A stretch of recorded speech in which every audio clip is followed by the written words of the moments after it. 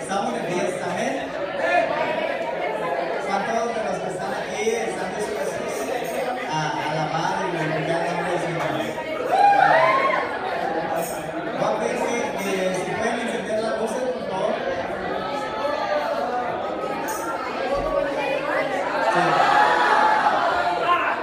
Sí. Y vamos a poner este culto a las manos del Señor. Les voy a pedir que se pongan de pie. Vamos a orar y a pedirle al Señor que esté con nosotros, que realmente pueda haber libertad para alabar su nombre. Y que si tú has venido a ese campamento esperando que Dios hable a tu vida, tal vez ya habló, ya confirmó ese llamado, ese ministerio, y solamente es cuestión de tiempo. Tal vez estás todavía estudiando, pero vamos a orar para que el Señor en esta noche pueda moverse en cada una de nuestras vidas. Amén. Oremos. Padre Celestial, te agradecemos, Padre, por tu presencia en este lugar, Señor. Gracias, Padre, por lo que tú has venido haciendo, Señor, a lo largo del día en nuestras vidas. Y gracias también por el día de ayer, Señor, que podemos gozarnos en tu nombre. Padre Celestial, hoy nuevamente pedimos que sea tu Espíritu Santo obrando en nuestras vidas. Invocamos tu santo nombre, Señor, para que puedas tú obrar, para que puedas tú moverte, Señor, en medio de nosotros. Dios, aquí estamos delante de ti, Señor, y tú eres quien escudriña, tú eres quien conoce nuestro corazón. Padre, que el cansancio, Señor, que el sueño no sea un impedimento para poder entrar en tu presencia con alegría, que podamos derramarnos nuestro corazón delante de ti, Señor, que realmente podamos tener esa comunión íntima contigo, Padre Celestial. En el nombre de Jesús podemos este culto, Señor, en tus manos. Amén. Amén. Así como estamos de pie, le voy a pedir a ustedes, chavos, que abran su Biblia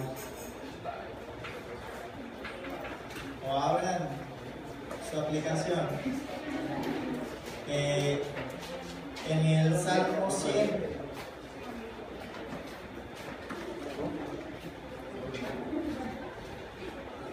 Salmo 100. Y este salmo lo escuchamos mucho en los cultos, en las congregaciones, y tal vez hasta algunos ya lo sepan de memoria. Pero hoy quiero que lo podamos leer y que nos pongamos, que tomemos ese papel del autor, ¿sí? Que nos imaginemos qué es lo que estaba experimentando y qué era lo que estaba pensando cuando lo estaba escribiendo. Vamos a leerlo todos juntos, amén. Dice su palabra en el nombre del Padre, el Hijo y el Espíritu Santo. Cantad alegres a Dios, habitantes de toda la tierra. Servid a Jehová con alegría, venid ante su presencia con regocijo. Reconocer que Jehová es Dios, Él nos hizo y no nosotros a nosotros mismos. Pueblos suyos somos, ovejas de su prado. Entrar por sus puertas con acción de gracias, por sus árboles con alabanza. Alabadle, bendecid su nombre, porque Jehová es bueno, para siempre es su misericordia y su verdad por todas las generaciones. Amén. El versículo 4 dice: entrar por sus puertas con acción de ¿qué?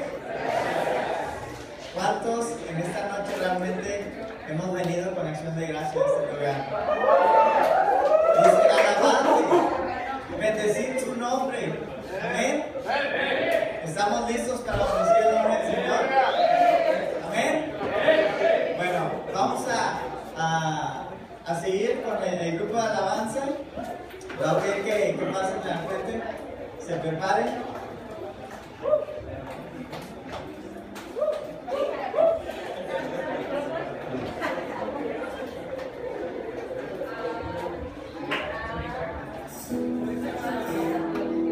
Chavos, el Señor nos bendice bastante. Amén. Ahorita lo decía David, ¿cuántos de nosotros sabemos que somos verdaderamente bendecidos? ¿Y por qué somos bendecidos?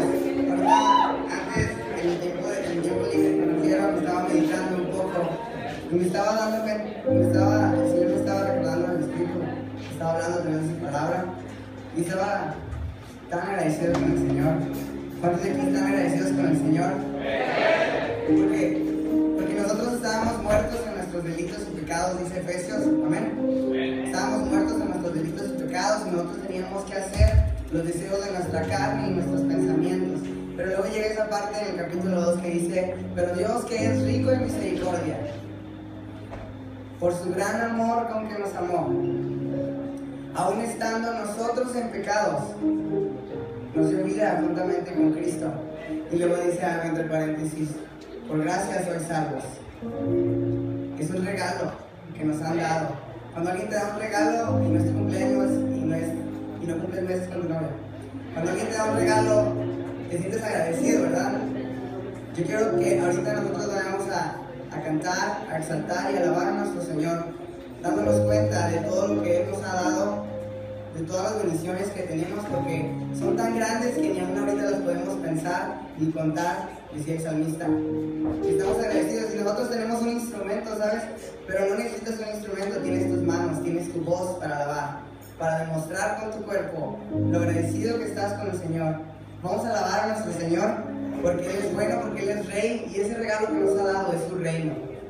Nosotros por nuestras propias fuerzas no podíamos tener una comunión con Él porque ya sabemos todos los pasajes, ¿no?, del camino de Romanos, y Él nos ha regalado de ese reino. Jesús vino y nos dio una comunión plena con el Padre.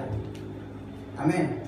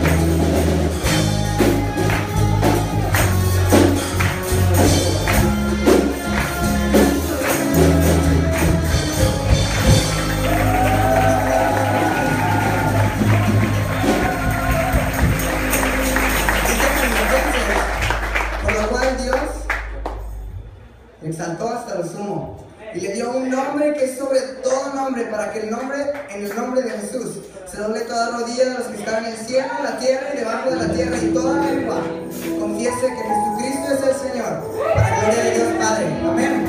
Este canto, amén. Algunos vestidos que queden de él. Su nombre es eso. Les voy a enseñar el coro de esta canción. Y está algo fácil, solamente tenemos que repetir.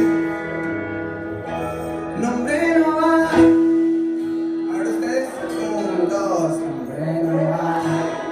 Ok, va, 1, 2, nombre no va.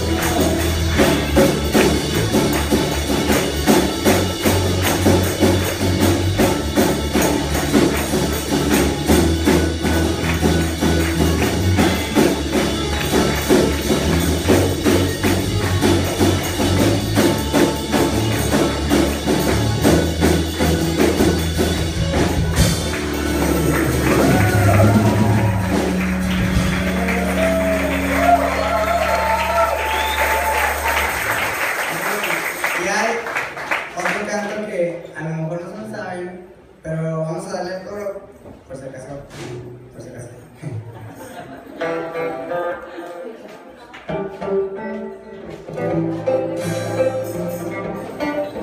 A ti,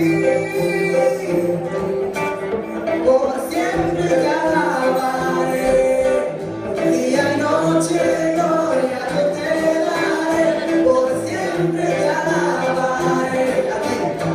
A ti, por siempre te alabaré, día y noche gloria yo te daré, por siempre te alabaré.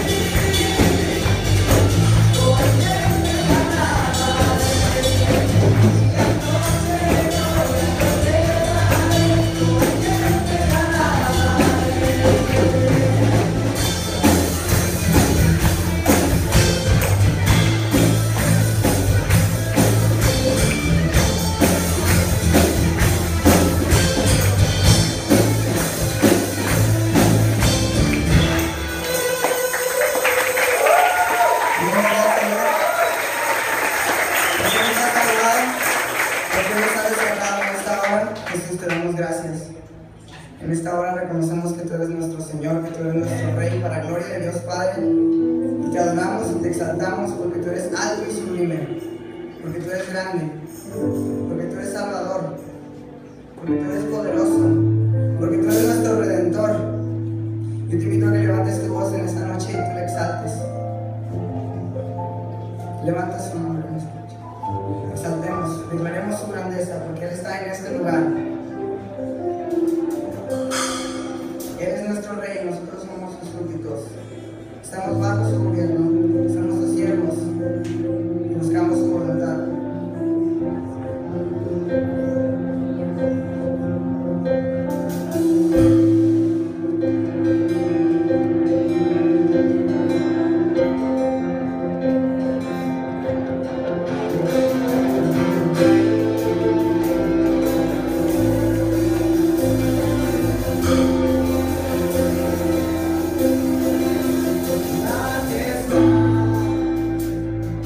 Gloria a nuestro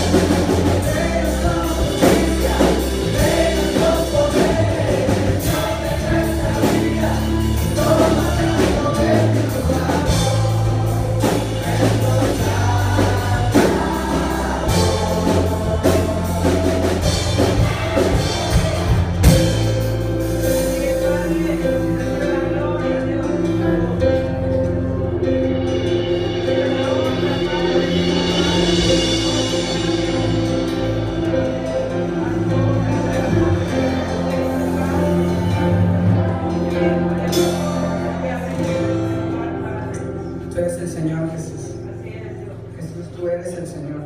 Recibe la gloria. Recibe la honra.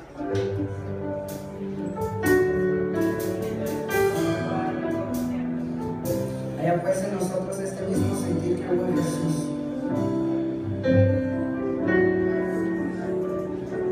Siendo en forma de Dios, no ser igual a Dios como cosa que aferrarse, sino que se despojó a sí mismo tomando forma de siervo, hecho semejante a cada uno de nosotros. Y estando en nuestra condición, se humilló y se hizo obediente hasta la muerte y muerte de cruz. Jesús, Señor de la creación, siempre en forma de Dios, se despojó de sí mismo, tomó la semejanza del hombre, y siendo puro y sin mancha, entre nosotros vivió, y así mismo se humilló, tomando forma de siervo, hasta su vida entregar, y en una cruz terminar. Mas Dios a lo sumo lo exaltó, y su nombre engrandeció, para que ante su autoridad toda rodilla se doble, y toda lengua confiese que Jesús es el Señor. Jesús, Señor de la creación, siendo en forma de Dios, se despojó de sí mismo,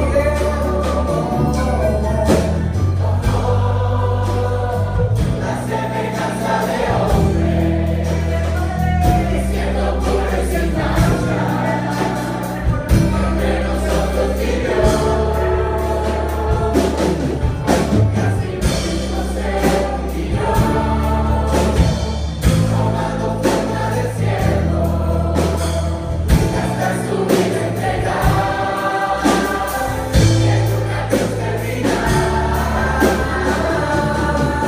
Mas Dios a lo sumo lo exaltó, y su nombre engrandeció, para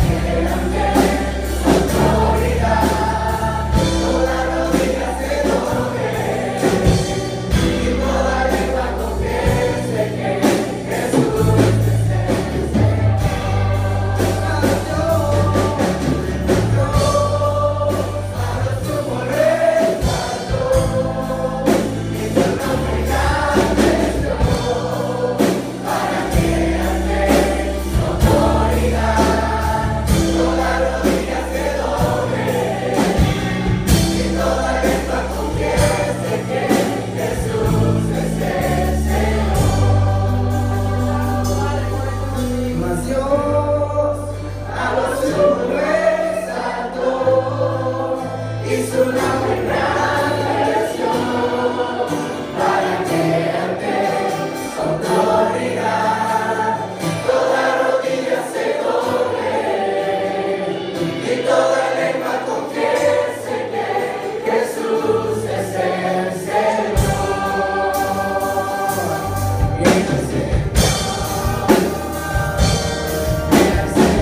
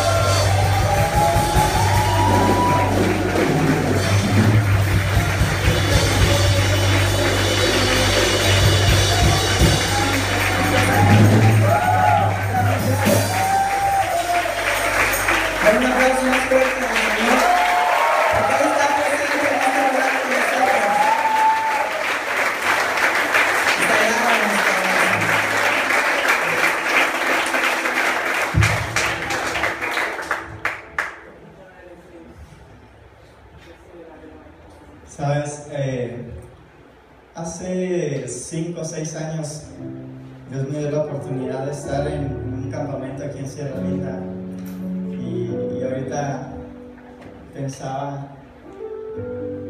Dios ha sido bueno.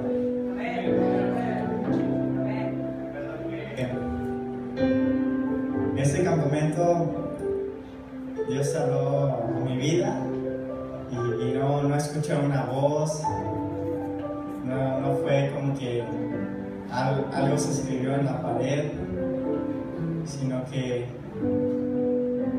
Dios fue tratando con mi carácter. Y sabes, ahorita pensaba y decía, ¿quién iba a pensar que después de 6 años yo estuviera aquí?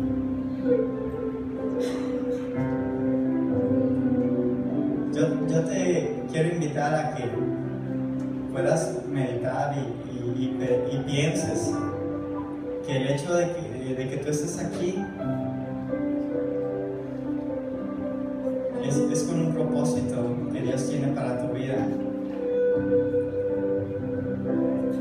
Y sabes, el hecho de alejarnos de todas nuestras ocupaciones, del mundo en el que estamos, de nuestra rutina, nos dan este tiempo de poder estar en comunión con Dios, de poder alabarle y gozarnos. Y yo te invito a que podamos hacerlo, de que podamos adorarle y que puedas hablar con Él. Que verdaderamente si tú sientes el llamado por alguno de los ministerios que has escuchado, si tú sientes en tu corazón el salir a evangelizar, o hacer un grupo, el predicar, el ir a compartir a una tribu urbana, a una etnia, que podamos orar en esta hora y podamos presentarle a Dios ese deseo que hay en nuestro corazón. Padre Celestial, Señor, gracias por ese regalo, Señor, de enviar a tu Hijo Jesucristo, porque Él, siendo puro, sin mancha, tuvo que venir a este mundo, Señor. Vivió una vida perfecta,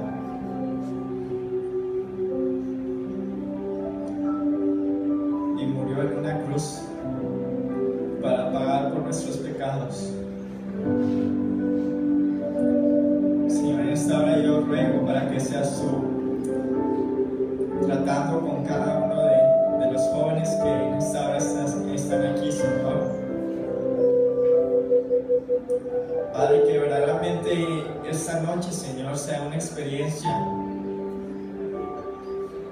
que no puedan olvidar, porque una noche, Señor, ellos pudieron tener un verdadero encuentro contigo, Padre Celestial. Más allá de una emoción, Señor, pudieron acercarse contigo y pudieron tener esa intimidad, Padre Celestial. Señor, gracias por tanto amor, Señor. Gracias por tanto amor, Señor, que aún sin merecerlo, Señor,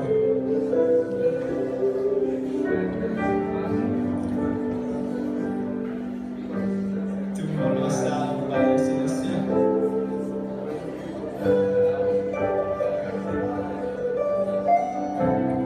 Y en eso se muestra el amor de Dios para con nosotros. No en que nosotros le hayamos amado primero a Él, sino que Él nos vio y nos amó primero a nosotros.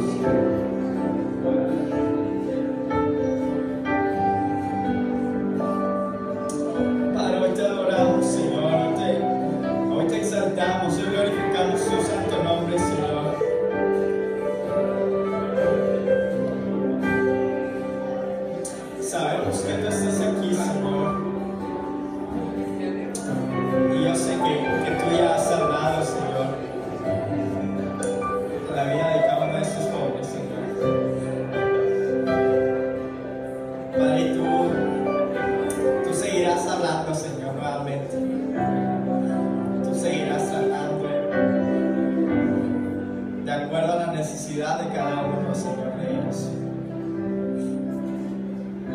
Padre, gracias, Señor, por este tiempo, Padre, de comunión, de adoración, este tiempo de alabanza, Señor Jesús.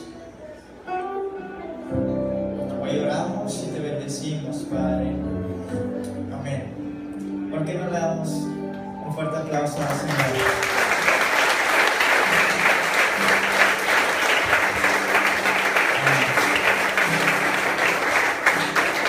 Voy a pedir que puedan tomar su lugar y quiero dejar ahora el micrófono al predicador. Muchos de ustedes ya lo conocen. Estamos nosotros agradecidos porque Dios le permite estar aquí con nosotros. Lo voy a invitar a que pase al pastor, nuestro obispo, presbítero Fuentes. Hermano, que el Señor le bendiga. Y pongamos atención a lo que Dios va a hablar a cada uno de nosotros. Amén. El Señor le bendiga. ¿Cómo están, jóvenes? Ya se les escucha muy, es que no se narran bien. Me da gusto estar aquí con ustedes esta noche. Agradezco en primer lugar pues a Julio, al presidente de la Sociedad de Alumnos, que me hizo la invitación, y también al pastor Marcos, director, para invitarme y estar en este evento que ha sido un evento ya de muchos años. Ahorita nuestro hermano les testificaba que hace 6 años, yo hace 30 años, aquí mismo, ahí abajo, creo que había llovido, e hicieron una fogata. Hicimos la fogata ahí en la chimenea, y recuerdo que esa noche creo que Ernesto Treviño había estado predicando, un pastor metodista que ya no está en la metodista, está en Estados Unidos, y era un campamento vocacional. Y ahí en ese campamento Dios me llamó al ministerio. Ya casi estamos cumpliendo 30 años en el ministerio. Yo no sé por qué estoy tan joven, pero ya tengo 30 años en el ministerio, ¿verdad? Y le doy gracias a Dios. De hecho, el pastor Marcos, el director, somos de la misma época, y Yolis también, ¿verdad? Somos de la misma época del seminario, y estamos aquí sirviendo al Señor. Y me alegra que todos ustedes hayan venido esta noche.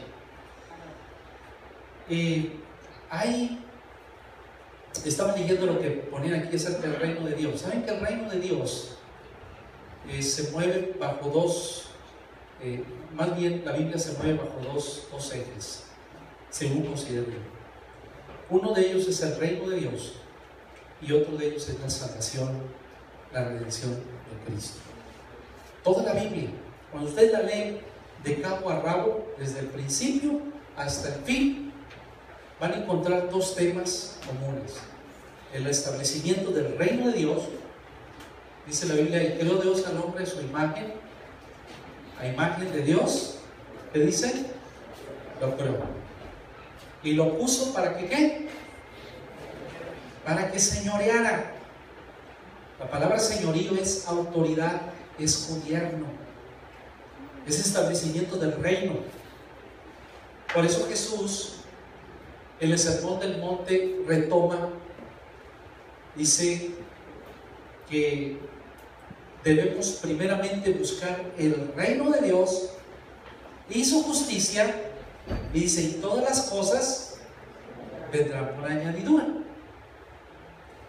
Dios desde el principio trató de establecer su reino. El hombre cayó. ¿Cómo vuelve Dios a establecer el reino? Pues lo establece a través de la redención de Cristo. Y para eso pues tuvo que venir, como nosotros sabemos, primero el testimonio a través de la creación, así como lo declara Romanos, que la misma creación da un testimonio de que Dios existe. Y luego viene la ley, después de la ley vienen sacerdotes, después de los sacerdotes vienen jueces, después de los jueces vienen profetas, y después de todo esto, dice Hebreos, Dios nos ha hablado de muchas maneras, en muchos tiempos, en muchos lugares, y ahora en este último tiempo nos ha hablado a través de su Hijo Jesucristo. Jesucristo es quien viene y restaura el reino de Dios. Pero Dios necesita personas que crean en Él y que le crean a Él y que quieran proclamar ese reino, que quieran tomar a las personas de donde están, ya sea en el sistema que tenemos en este mundo, sea una persona profesionista, o sea una persona que mendigue, o sea una persona que se drogue, o sea una persona que sea prostituta, o sea una persona que sea malandra, de donde quiera que esté. Eso es el reino de las tinieblas, que las tomemos del reino de las tinieblas y las llevemos al reino de la luz, al reino de Dios. Pero para eso nosotros necesitamos creerle a Dios y creer en Dios y estar dispuestos a tomar el llamado que Dios nos está dando. Yo sé que a algunos Dios ya les ha estado hablando, les ha estado confirmando el llamado. Espero que algunos no se confundan. El hermano Baltasar contaba una anécdota de un muchacho que vivía en el campo y dice que un día iba caminando y traía un dilema: Señor, yo te amo, pero yo no sé si quieres que yo te predique. Y entonces dice que iba caminando y vio las nubes y vio una B y una S. Entonces él entendió: ve al seminario. Le dijo: ¿es confirmación? Llega, le dice: papá, ya no voy a cuidar vaquitas, ni borreguitas, ni chivitas, ni todas las citas, ¿verdad? Me voy al seminario. Pero hijo, pero este es nuestro ranchito, ¿quién se va a quedar con el business? Pues no, ahí te ves. El muchacho hace la maleta y se va. Pasaron los meses y no dio una en el seminario. Y como no dio una en el seminario, pues le hicieron su maleta y lo fueron, ¿verdad? Lo devolvieron. Y cuando llega, un día estaba en la iglesia y le dice: Señor, pero si tú me diste un mensaje, si yo iba caminando y yo vi claramente una B y una S. Y entonces el Señor le dijo: es que no era ve al seminario, era ve y siembra. Yo espero que ninguno de ustedes se equivoque.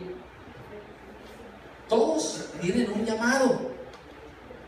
En eso sí no debemos de equivocarnos. Todos los que están aquí. No hay nadie de aquí que diga: es que yo fui el último de la fila, a mí Dios no me dio nada. Todos tenemos un llamado. Unos tienen llamado en tiempo completo, otros no. Unos están llamados a ser apóstoles, otros profetas, otros evangelistas, otros pastores y otros maestros. Algunos van a venir a prepararse. Bueno, todos debemos prepararnos, pero algunos se van a venir a preparar de tiempo completo al seminario, van a estudiar, se van a quemar las pestañas, les va a salir humo del cerebro, ¿sí? Así, todos estos muchachos, no crean que nomás están aquí por bonitos, estudian bien, ¿verdad? Por cierto que han mejorado bastante el grupo de alabanza, ¿eh? Fueron a pedirme ayuda para instrumentos y ya no han ido. Necesitan insistir, ¿verdad? Pero han mejorado bastante, ¿eh? Han mejorado bastante. Es más, le iba a decir al pastor Marcos que al que saque la más alta calificación le vamos a arreglar una tablet de la conferencia. Así es que apúrense, seminaristas. Ya lo digo ahorita porque ya está al final. Así es que el que le echó ganas ya tiene su tablet, ¿verdad? Dios nos va a llamar. Algunos se van a preparar, pero no van a venir de tiempo completo. Algunos van a ser hombres de negocios que predican el evangelio, porque ahora se está dando eso, el llamado bivocacional. Algunos van a venir y no van a ir a una iglesia, se van a ir a las misiones, Se van a ir al África, se van a ir a la India, se van a ir a donde Dios los lleve. A veces uno dice, no, yo ahí no. Pero dice la Biblia que no es donde tú quieras, es donde Dios te lleva. Y finalmente, si Dios te lleva a algún lugar, Dios te va a dar amor por aquel lugar. ¿Sí? Y ni siquiera es a donde los papás queremos, porque a veces los papás queremos inducir a los hijos y queremos que ellos hagan lo que nosotros no hicimos. Pero Dios les va a hacer un llamado. ¿Sí? Y Dios algunos los va a poner aquí, otros van a ir a la China, otros van a ir a la India, otros van a ir con los musulmanes. ¿Sí? Algunos de aquí van a ser pastores prominentes de la conferencia, algunos de aquí van a ser obispos. ¿Sí? Pues aquí está el semillero, Ustedes son nuestros futuros pastores y nuestros futuros superintendentes y nuestros futuros obispos. ¿Sí? Digo, hace 30 años yo era un muchacho que estaba arrodillado recibiendo un llamado. ¿Sí? Y así es. Yo nunca anhelé ni pensé, pero el Señor nos lleva por diferentes caminos. Así es de que tenemos que prepararnos en todos los aspectos. Y yo quisiera hablar de dos llamamientos en la Biblia, muy sui generis y importantes en la Biblia. Uno muy conocido y otro no tan conocido. El primero de ellos es el llamamiento de Isaías, que está en el capítulo número 6. Si ustedes tienen su Biblia, la pueden abrir. Si tienen sus celulares, pues ven. Ahora, pues dice, hay que prender la Biblia, ¿verdad? Prendan sus Biblias y vayan a la aplicación. Fíjense lo que dice ahí Isaías capítulo 6. Habla acerca de una visión y el llamamiento de Isaías. Dice: en el año que murió el rey Usías, vi yo al Señor sentado sobre un trono alto y sublime, y sus faldas llenaban el templo. Por encima de él había serafines. Cada uno tenía 6 alas, con 2 cubrían sus rostros, con 2 cubrían sus pies y con 2 volaban. Y el uno al otro daba voces diciendo: Santo, Santo, Santo, Jehová de los ejércitos, toda la tierra está llena de su gloria. Y los quiciales de las puertas se estremecieron con la voz del que clamaba, y la casa se llenó de humo. Entonces dije: ay de mí, que soy muerto, porque siendo hombre inmundo de labios y habitando en medio del pueblo que tiene labios inmundos, han visto mis ojos al Rey Jehová de los ejércitos.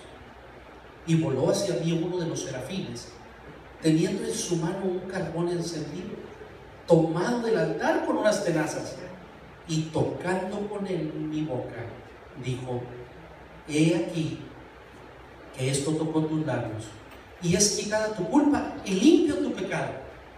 Después oí la voz del Señor que decía: ¿a quién enviaré? ¿Y quién irá por nosotros? Entonces respondí yo: heme aquí, envíame a mí.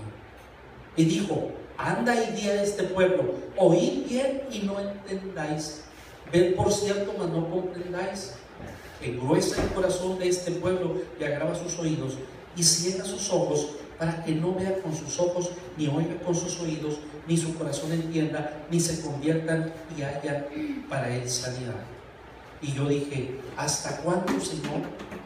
Y respondió él: hasta que las ciudades estén asoladas y sin morador, y no haya hombre en las casas, y la tierra esté hecha un desierto, hasta que Jehová haya echado lejos a los hombres y multiplicado los lugares abandonados en medio de la tierra. Y si quedare aún en ella la 10ª parte, esta volverá a ser destruida. Pero como el roble y la encina, que al ser cortados aún queda el tronco, así será el tronco, la simiente sana. Este pasaje nos habla del profeta Isaías, que es uno de los profetas mayores.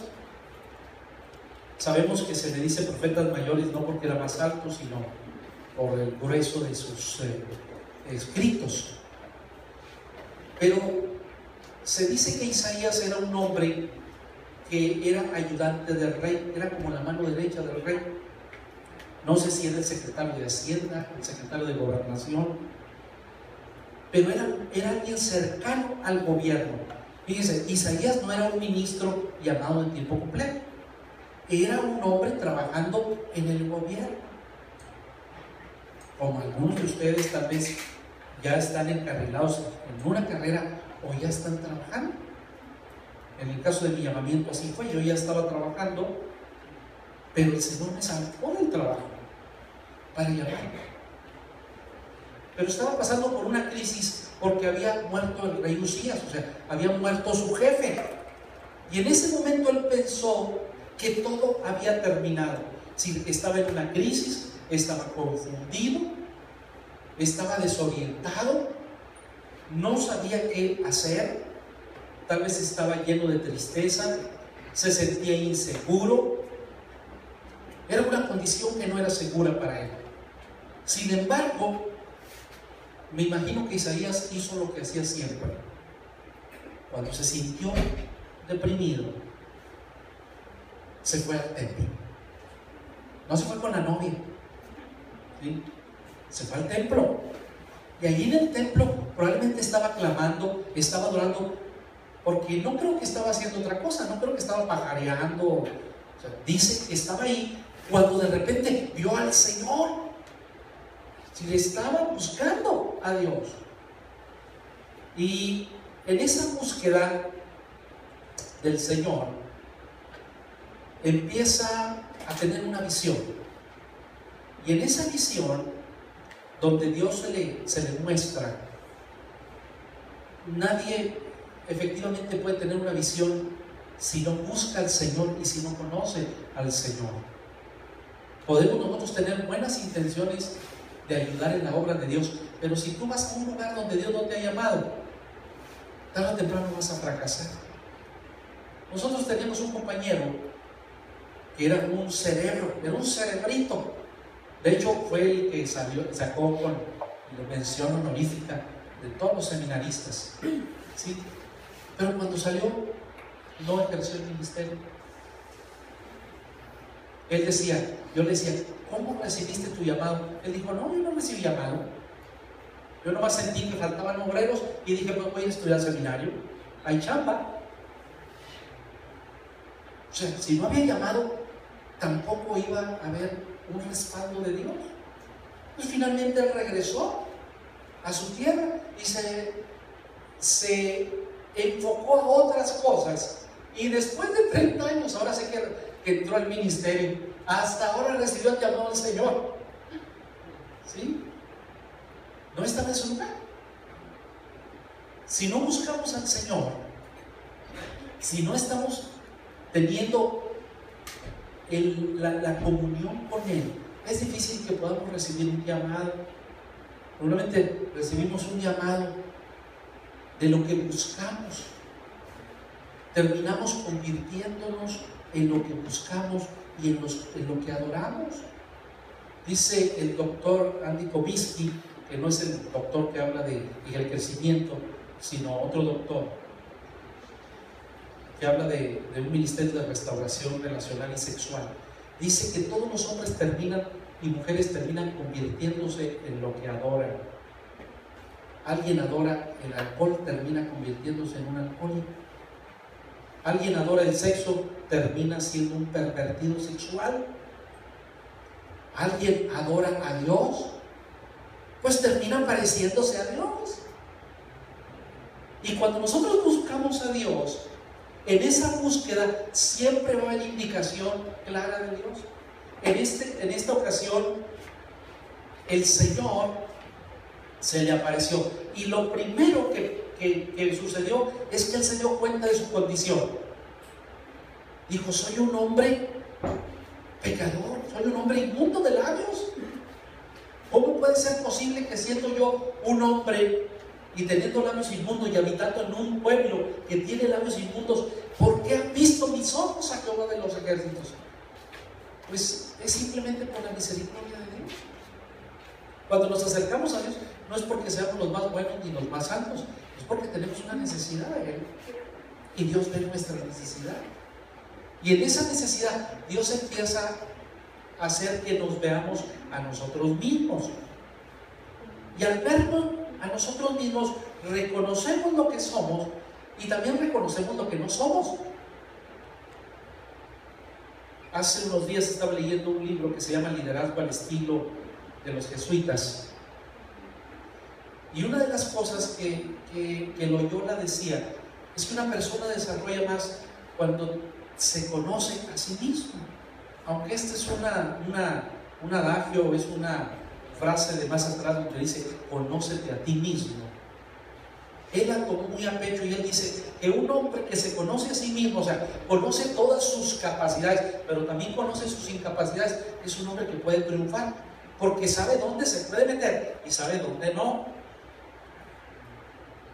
Si tú no te conoces a ti mismo, siempre la vas a andar metiendo la pata. ¿Sí? Hay algunos que se apegan a la Biblia y dicen, es que la Biblia dice que Apolos, que Pablo plantó y Apolos regó, pero hay algunos que nomás la quieren regar, ¿verdad? No quieren plantar. Les dicen los hermanos manguera. Aquí Isaías se dio cuenta de quién era él, lo que él tenía y lo que no tenía. Miren, y eso no nos debe avergonzar, y menos estando delante de Dios. Delante de Dios no tenemos que aparentar nada. Hace poquito estaba leyendo unas estadísticas acerca de por qué se viste la gente. Y las estadísticas hechas en Estados Unidos, ya ven que son el país de las estadísticas, dice que realmente la gente se viste no para gustarse a sí mismo, sino para gustarle a los demás. Y esa es apariencia. Porque puede ser que a alguien no le guste usar botas, pero como a la gente le gusta, a la gente botuda, pues se pone botas. O puede ser que no le guste el bigote, pero como el bigote le pega, bueno, pues se va a dejar crecer el bigote. Muchas cosas las hacemos por las demás, ¿no es cierto? Sobre todo las mujeres. A ver, confiesen, mujeres. ¿Para quién se arreglan?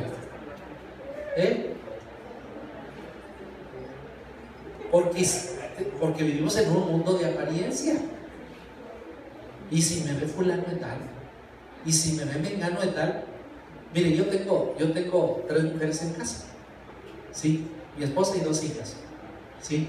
A mis hijos les digo, oye, vamos allá, ya están arriba del carro. A mis hijas les digo, oye, vamos, dame 1 hora, papá. ¿Para qué quieres 1 hora? Para arreglarme. ¿Pero qué te arreglas si así andas bien? Papá, ando bien fachosa, ¿no? Bueno, ya sé lo que es tener mujeres en casa. Pues siempre les digo, dentro de 1 hora voy a salir al cine. ¿Alguien quiere ir conmigo? ¿Verdad? Para que se empiecen a arreglar. Fíjense, aquí él se dio cuenta de su condición. Y luego, después de que se dio cuenta de su condición, cuando nosotros nos ubicamos, la Biblia dice que al corazón contrito y humillado Dios no despreciará. Si tú vas ante el Señor, pero tú te acercas al Señor y dices, Señor, mira, aquí estoy yo. Creo que yo sí sería una buena persona para predicar, no como el pastor que está en mi iglesia. Yo sí soy una gente educada. Mi familia tiene mucho tiempo en la iglesia. Y entonces empiezas a acercarte al Señor más creyendo que el Señor te necesita a ti en lugar de que tú necesites al Señor. Creo que el Señor ni siquiera se va a dar cuenta que estás ahí. Pero si hay alguien allá atrás, como en la parábola, alguien que está diciendo, Señor, perdóname a mí que soy pecador, el Señor dice, ¿alguien está por ahí? ¿Alguien me habló? Aquí dice que él se dio cuenta, y en el momento de darse cuenta, sintió el toque del Señor. Por eso vio que venía un ángel. Aquí dice que un serafín, y literalmente los serafines es una figura de fuego. Dice que vino un serafín con un carbón encendido, con un fuego, y tocó los labios y purificó el corazón. Sintió el toque del Señor. Muchas veces las cosas de Dios no son por sentimientos, pero muchas veces Dios nos va a hacer sentir y nos va a dar la seguridad. Por eso Romanos dice que el Espíritu da testimonio a nuestro espíritu de que somos hijos de Dios. Nosotros como metodistas y guardianos sí creemos en la experiencia, que la experiencia es importante. No creemos que conocer al Señor intelectualmente o en conocimiento es suficiente. Nosotros creemos que sí, lo empezamos a conocer a través del intelecto, pero finalmente tiene que haber un momento en que sintamos la presencia de Dios en nuestras vidas y que el Espíritu Santo nos diga a nuestro espíritu: eres un hijo de Dios, eres un hombre que estás apartado para Él, eres una mujer que vas a servir a Dios y no te debes sentir insegura. Yo te he llamado y te voy a usar. No le hace que digas que no sabes nada, que eres una tartamuda, que mejor envíes a otra, que en la iglesia hay personas mejores. Así como Moisés, yo te he escogido a ti. Dice que sintió el toque y luego después escuchó la voz del Señor. ¿Saben que es algo increíble? Pero la palabra oír, los muchachos seminaristas que les da mucho por investigar, investiguen la palabra oír. Se van a dar cuenta que la palabra oír está relacionada con la palabra obedecer, obdiere. La palabra obdiere quiere decir oír y quiere decir al mismo tiempo obedecer. Entonces cuando Isaías dice oí la voz del Señor, no solamente se está refiriendo a que escuchó la voz, sino al hecho de que estaba dispuesto no solamente a escucharlo, sino a obedecerlo. ¿Sí? Dice que escuchó la voz del Señor. El Señor dice: si escuchas hoy su voz, no endurezcas tu corazón. Si escuchas hoy su voz, no endurezcas tu corazón. No le pongas al Señor justificaciones para no ir. Mejor busca oportunidades y ocasiones para hacer lo que Dios te está llamando a hacer. Ya sea que vengas a prepararte o allí en tu propia iglesia, a veces pasas y sientes la carga de personas que están en la calle, pero se empieza a ver quién puede hacerlo. Si Dios te ha puesto a ti la carga, ve y hazlo. No esperes. Siempre Dios va a mover a alguien y ese alguien siempre empieza a hacer cosas. Al principio a lo mejor te verás solo. Por ahí cuenta la historia que un evangelista fue a hacer una campaña y predicó durante toda una semana, y en esa semana nomás se convirtió un niño, y dice que cuando regresó estaba dispuesto mejor a dejar de predicar. O sea, ¿cómo invertir toda una semana solamente para que se convirtiera ese niño? Y sabe que la historia cuenta que ese niño se llamaba Billy Graham. Nada más ni nada menos. El evangelista más grande de todos los tiempos. El hombre que ha alcanzado millones de personas para Cristo. Tal vez nos podamos ver como en el desierto sembrando, pero nunca sabes a quién vas a alcanzar. Nunca sabes a quién le estás depositando la semilla, a quién le estás predicando. Dice aquí que oyó y luego escuchó el desafío, porque el desafío es, bueno, ¿quién irá por nosotros? Dice que escuchó la voz del Señor ahí en el 8. Después oí la voz del Señor que decía: ¿a quién enviaré y quién irá por nosotros? O sea, había un desafío. Cuando hay un llamado de Dios, el llamado de Dios siempre es interesante. A veces nunca nos dice exactamente todo lo que va a pasar, pero el llamado de Dios, como el llamado de Abraham, que le dijo: sal de tu tierra y de tu parentela a la tierra que yo te mostraré. Muy bien, Señor, ya tengo las maletas. ¿Dónde compro el boleto? No más sal. Ay, Señor, pero necesito ir a la central, al avión, al barco, ¿a dónde? No más camina. Ay, Señor, pero van a decir que están locos. Sal de tu tierra y de tu parentela. Y la Biblia dice que la vida de Abraham, dice, Abraham fue llamado amigo de Dios, fue probado primero simplemente con que dejara su tierra y su parentela.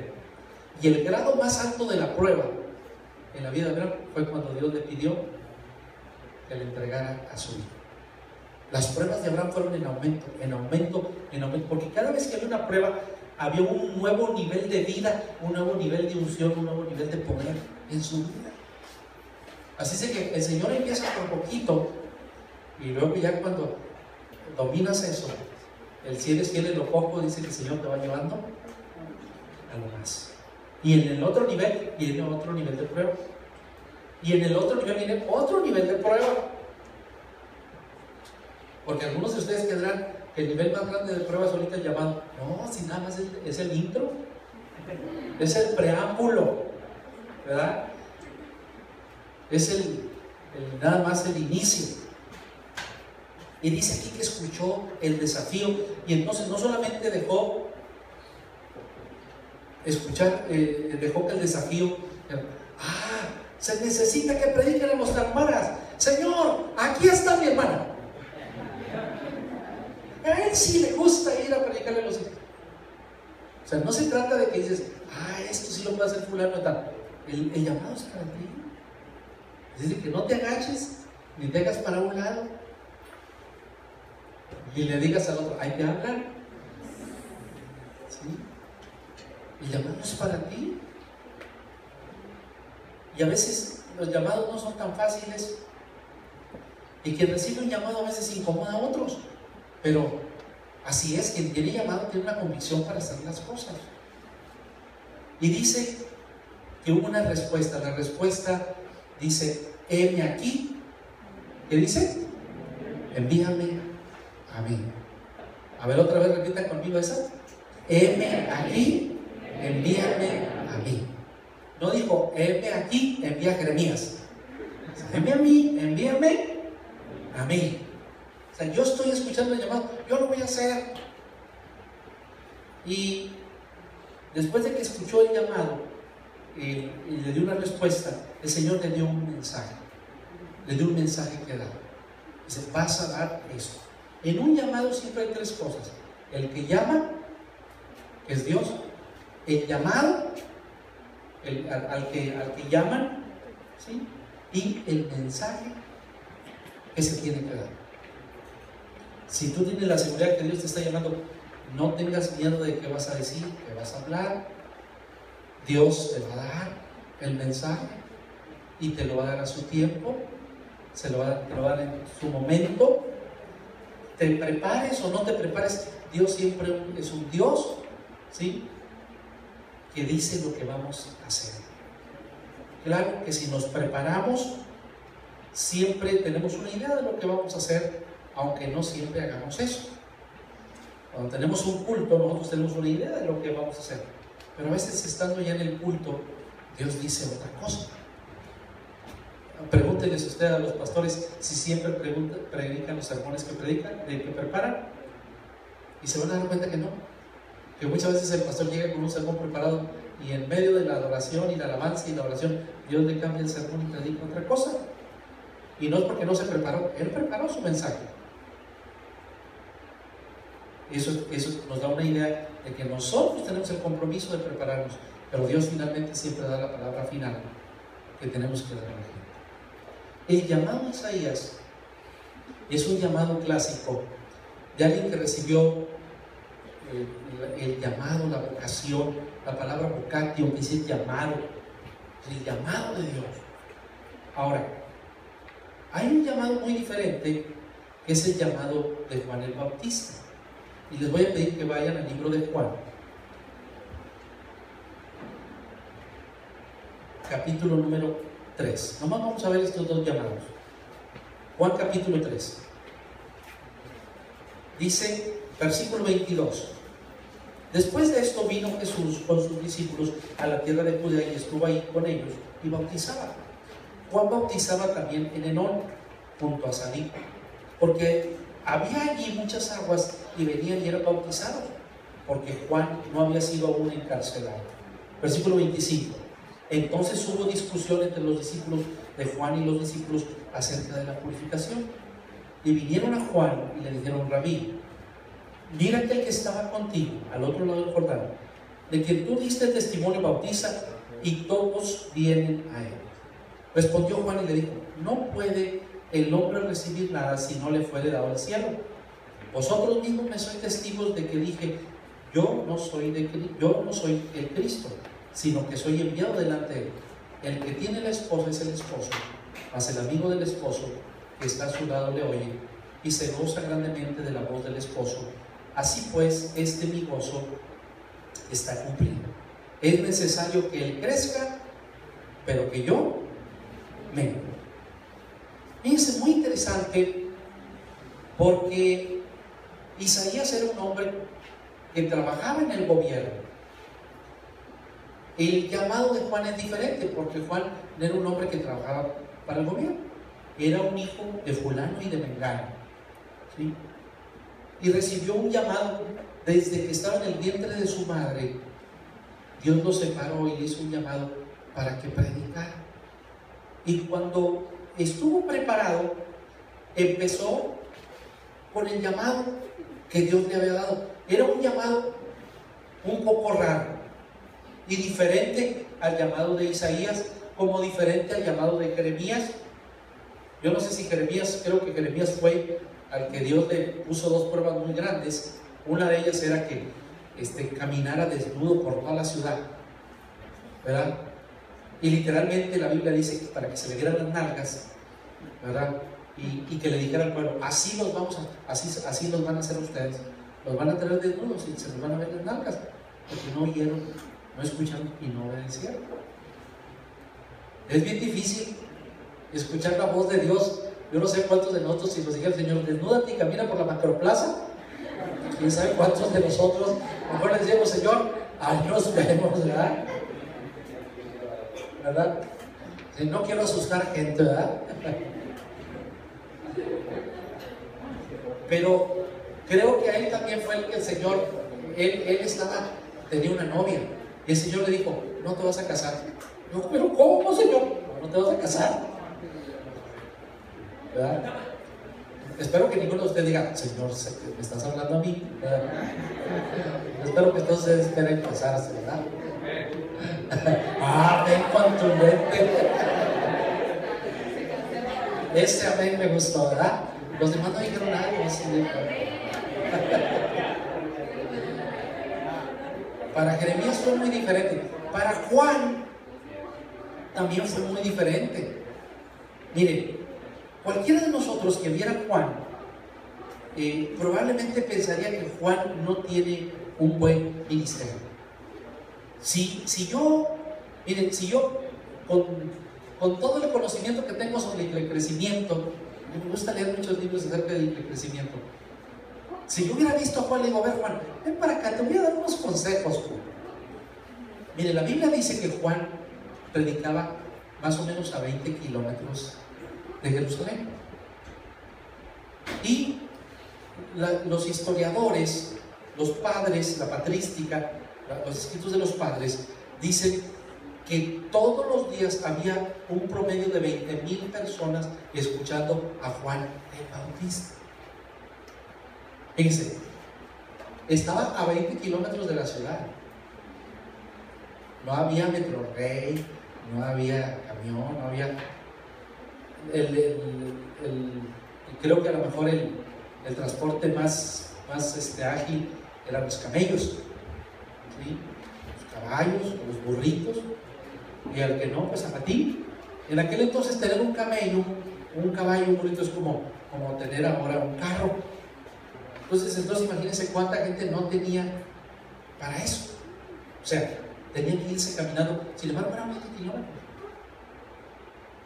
Ahora, nosotros observando el ministerio de Juan el Bautista, lo primero que le hubiéramos dicho, y lo que dicen los expertos en el crecimiento, es decir, Juan, ponte en un lugar estratégico.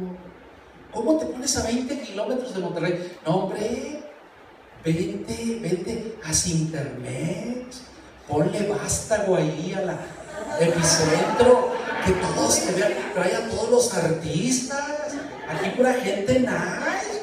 Pero ¿cómo te vas a poner ahí en el cercado? En el cercado, allá en Sierra Linda, ¿quién te va a escuchar? Sin embargo, la Biblia dice que estaba a 20 kilómetros y había 20,000 gentes que lo escuchaban todos los días. creo que no los reúne ninguna iglesia aquí, al menos en Monterrey. ¿Sí? Por más fama que tengamos o que tengan. ¿Sí? Así es de que a lo mejor lo primero que le hubiéramos dicho, estás bien mal. Estratégicamente tienes que estar en las ciudades grandes, pobladas, y ponerte en un lugar donde puede llegar todo el mundo. En metro, en camión, en carro, que tengas bastante estacionamiento. Así. Ahora se utiliza mucho de que también pues, hay aire condition y toda la cosa, ¿verdad? Así, sillitas así de esas que se reclinan, para que si el sermón no te hace bien, al menos el sueño te hace bien, ¿verdad? La segunda cosa que le hubiéramos dicho es que le hubiéramos dicho, oye Juan, cambia tu lenguaje. ¿Cómo que generación de víboras? Juan, háblale bien a la gente, se te va a ir.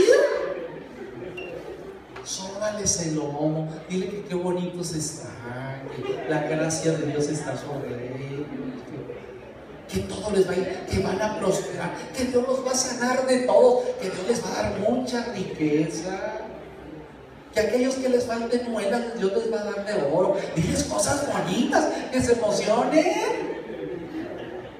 ¿Cómo que generación de víboras? Vas a ahuyentar a la gente. Y miren que yo creo en estos ministerios también, pero no era lo que Juan el Bautista hacía. Arrepentíos, es decir, generación de víboras. Era un mensaje tremendo, y para que la gente estuviera ahí, pues era porque la unción estaba en Juan, y porque la gente sabía que el mensaje era de Dios. ¿Sí? Digo, ahora yo veo algunas iglesias que apenas el pastor habla fuerte, y luego las juntas de administradores quieren hablar con el superintendente y el obispo. ¿Quién tenemos a ese pastor? Nos dijo que éramos rateros porque no damos el diezmo. ¿Cómo nos va a decir ladrones? Hermanos, pues es lo que dice la Biblia. Pero ahora tenemos mucha gente muy delicada. Y regularmente las iglesias que están muy llenas, pues son gente donde se les soba el bonito así. Ay, qué bonitos. Le hubiéramos dicho, cámbiate de lugar, cambia tu lenguaje. En tercer lugar, le hubiéramos dicho, Juan, oye, ponte más facho, Juan. ¿Cómo que piel de camello? Huele bien feo. Yo no sé cuántos de ustedes han visto asientos de piel, pero si no se tratan bien, huelen feo. Digo, los que ahora que usan carros de piel, pues están muy bien tratados. Pero el otro día yo fui a un lugar donde me senté en una piel de oso y me quería ir del lugar porque olía horrible, ¿verdad? Y no era la persona, era la piel. Pero él andaba con piel de oso, con piel de camello, perdón. Entonces yo he dicho, no hombre Juan, mira, te vamos a llevar a un lugar donde te vas a quedar como un metrosexual. Te vamos a amarrar la barba para que te quede picuda aquí.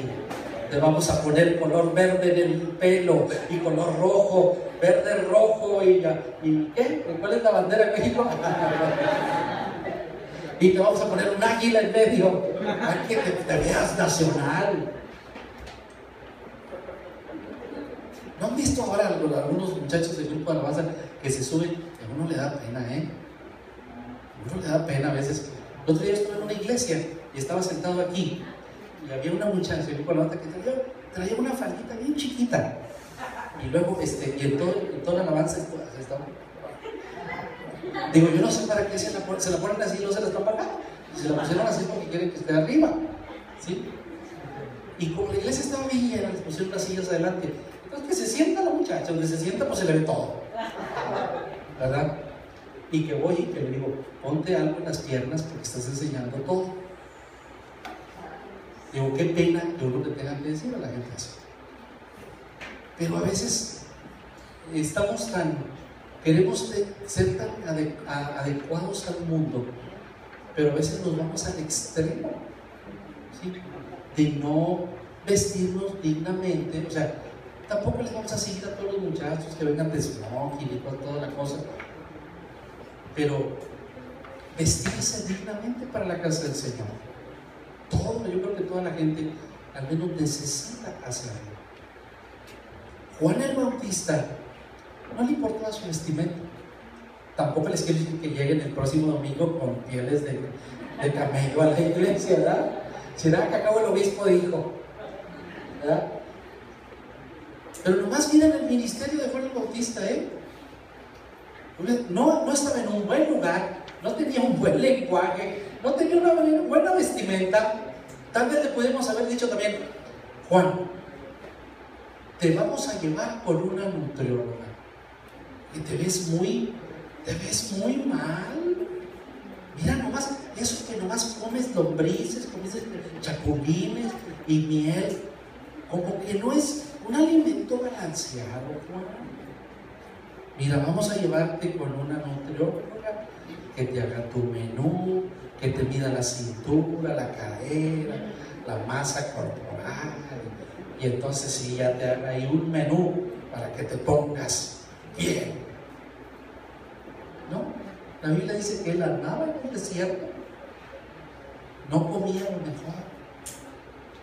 ¿Sí? Probablemente intencionalmente él llevaba una vida de ayuno, porque es una especie de ayuno. Digo, comer chapulines y miel nada más. Digo, yo nunca he tratado de hacer eso, pero me imagino que no aguantaría mucho. Aunque a mí me gusta mucho la miel, los chapulines no, nunca los he probado.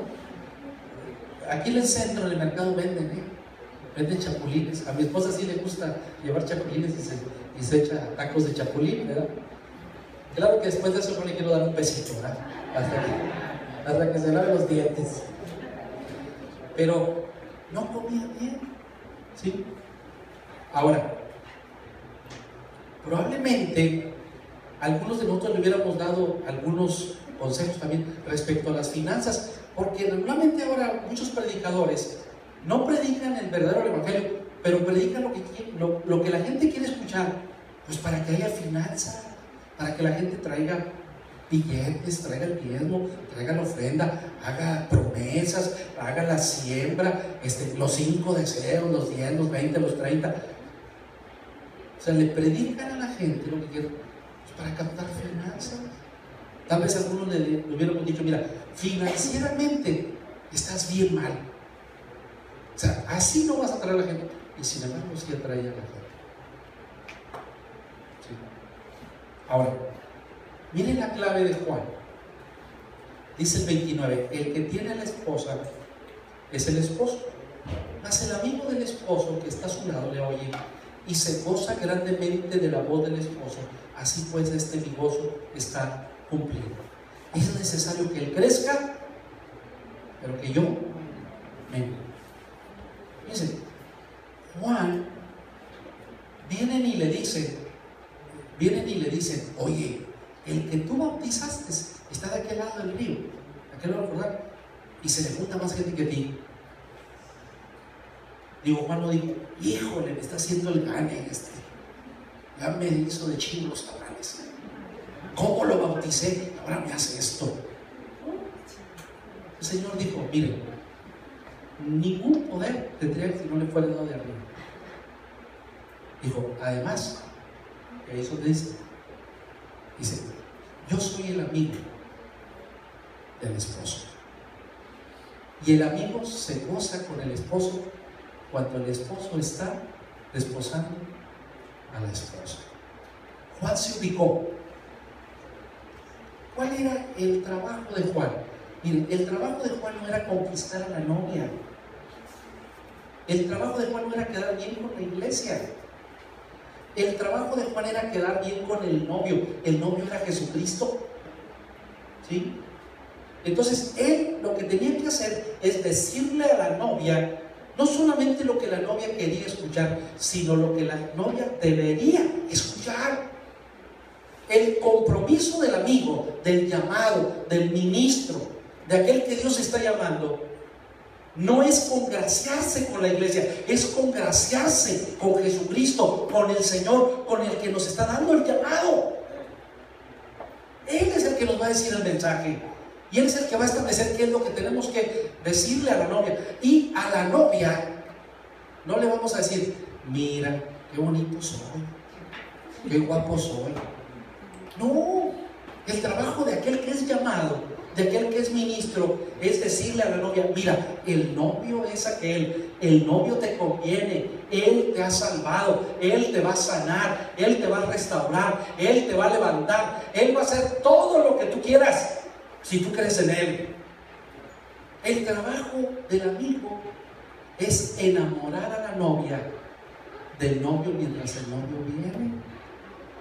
¿Sí? Y el amigo tiene que estar cuidándose, porque a veces no solamente él mismo se encumbra y entonces hace que la gente dependa más de él que de Cristo. Tiene que cuidarse porque a veces es su corazón, pero a veces también es el corazón de la iglesia, el corazón de la novia. A veces la iglesia se acerca al pastor y le dice, pastor, mire, todos los que vinieron antes, ladrones son y salteadores, pero usted es un santo.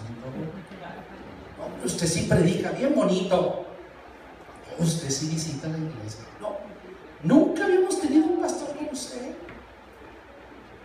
Entonces el pastor empieza a escuchar,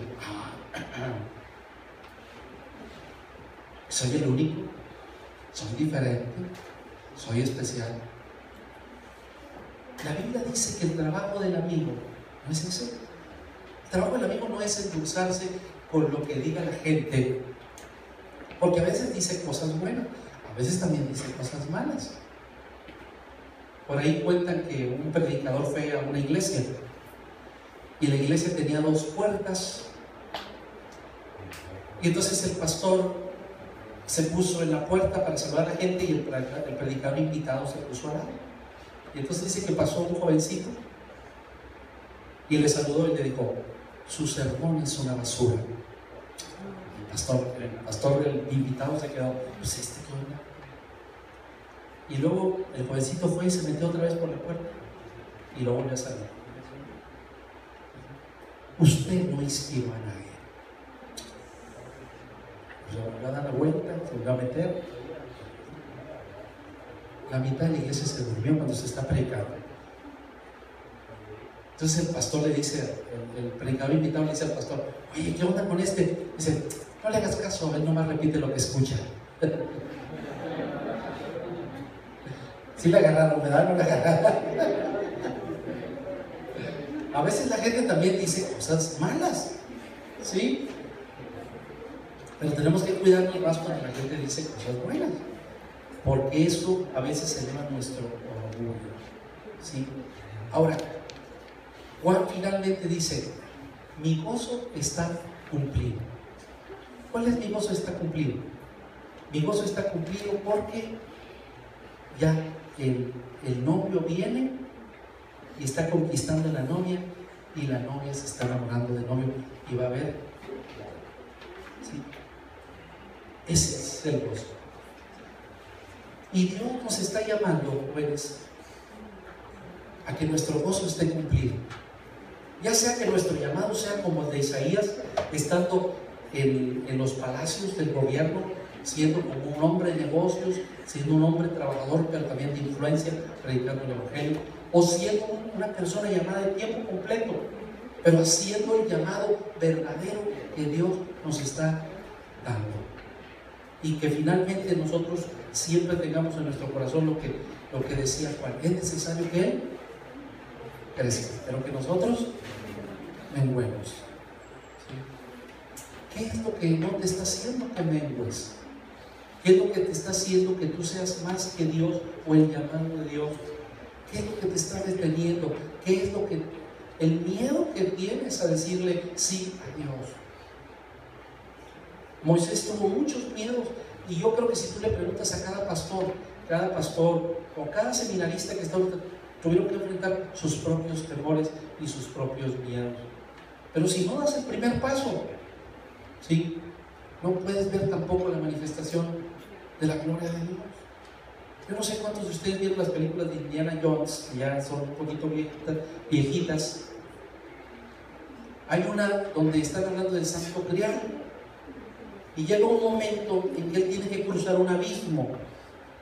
Y según la indicación, no había manera de cruzar ese abismo, pero las indicaciones eran de que él tenía que dar el primer paso. Y cuando diera el primer paso, el puente iba a aparecer.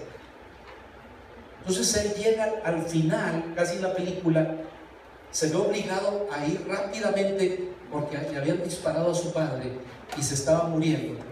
Y se supone que si él rescataba el Santo Grial y le daba a beber del Santo Grial, el padre podía volver a la vida. Entonces llega un momento en que él llega al abismo y duda. Pero es tanto el amor que tiene por su padre que finalmente se decide dar el primer paso. Y cuando da el primer paso, a mí me encanta esa parte de la película, porque cuando da el primer paso, aparece el puente y entonces puede cruzar y puede rescatar el Santo Grial y darle de beber a su padre y que su padre siguiera viviendo. Hay cosas que todavía no aparecen por delante, pero necesitas dar el primer paso. Nadie lo puede dar por ti. El llamado de Dios y la respuesta al llamado de Dios es como la comida. Tú no le puedes pedir a alguien más que coma por ti. Es como la santidad. No le puedes pedir a alguien más que sea santo por ti. El llamado de Dios es igual. No le vas a pedir a alguien más que responda a Dios por ti. El llamado de Dios es a tu vida. Yo les voy a pedir en esta hora que inclinemos nuestros rostros.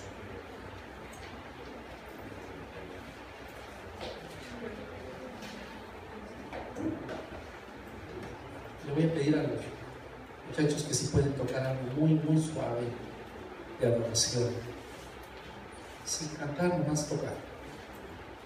Y yo quisiera en esta noche, tal vez este día y el día de ayer el Señor ha estado hablando en tu corazón. Si tú eres una persona que ya tienes la seguridad de que Dios te está llamando de tiempo completo, no tengas miedo. Tampoco el hecho de que vengas aquí adelante para que oremos por ti significa que ya te tengas que venir, que mañana dejes tu casa, tu escuela. Significa simplemente que estás seguro que tienes un llamado y que al tiempo de Dios vas a responder.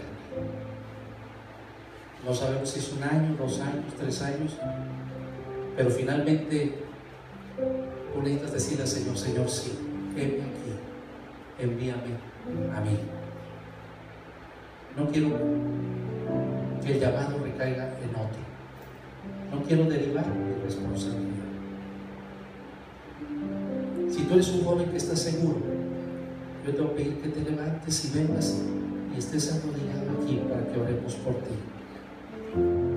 En segundo lugar, si tú eres un joven que sabes que tienes llamado pero tienes miedo, hay cosas que te impiden. Tal vez tus padres, no sabes si ellos están de acuerdo, o tal vez hay mucha necesidad en tu familia. Entonces, pero ¿cómo voy a venir si hay mucha necesidad en mi familia? Mis padres están esperando que yo trabaje para ayudarles.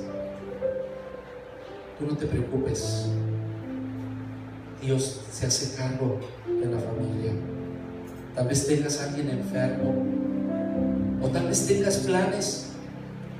Alguien puede decir: es que ya estoy comprometido, ya me voy a casar, ¿cómo ahora me voy a ir al seminario? Yo quiero decirte que no puedes luchar contra Dios.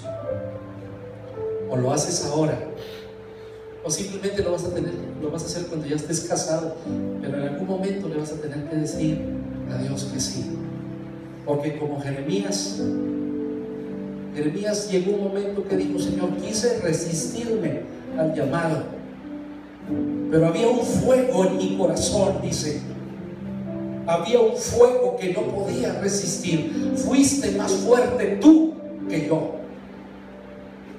Entonces respondemos al llamado. ¿O respondemos al llamado? Yo no soy de los que creen que si tú no respondes, Dios envía